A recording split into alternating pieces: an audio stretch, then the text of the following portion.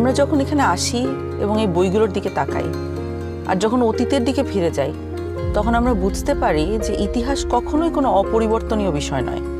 এটি মানুষের ইচ্ছা শক্তির দ্বারাই পরিবর্তিত হয়। এখন আমাদের নিজেদের ভাগ্য এবং ইতিহাস আবারও নতুন করে লেখার সুযোগ নিয়ে এসেছে গণভোট 2026। সবার মনে একটা প্রশ্ন, গণভোটটা আসলে কি? গণভোটটা হলো আসলে একটা ভবিষ্যৎ বাংলাদেশের ম্যাপ। ভবিষ্যৎ বাংলাদেশ থেকে আপনি কি চান আর কি চান না একজন নাগরিক হিসাবে, তার একটা খতিয়ান।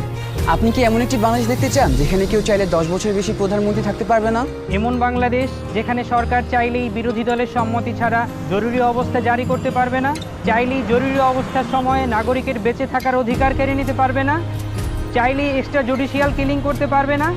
আপনি কি চান সংসদে একটি উচ্চকক্ষ থাকুক?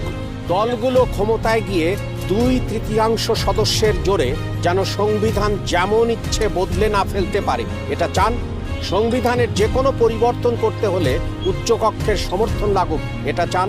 সংবিধানের কিছু গুরুত্বপূর্ণ বিষয়ের পরিবর্তন আপনার মতামত ছাড়া কেউ করতে না পারুক, অর্থাৎ গণভোট ছাড়া সংবিধানের গুরুত্বপূর্ণ বিধানের কোনো পরিবর্তন সরকার যেন করতে না পারুক। আপনি কি চান তত্ত্বাবধায়ক সরকার কিভাবে তৈরি হবে এটা সরকারি দল এবং বিরোধী দল মিলেই ঠিক করুক?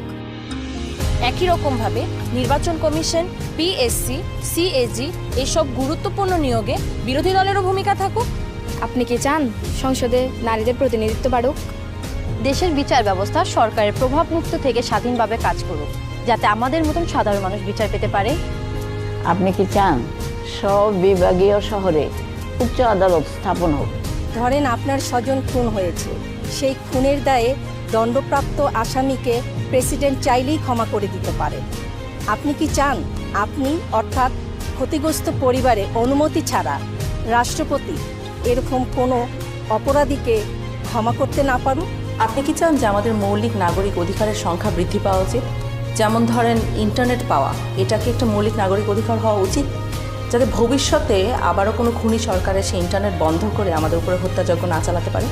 রাষ্ট্রপতি এবং প্রধানমন্ত্রী ক্ষমতার মধ্যে ভারসাম্য বজায় থাকুক, এটা কি আপনি চান?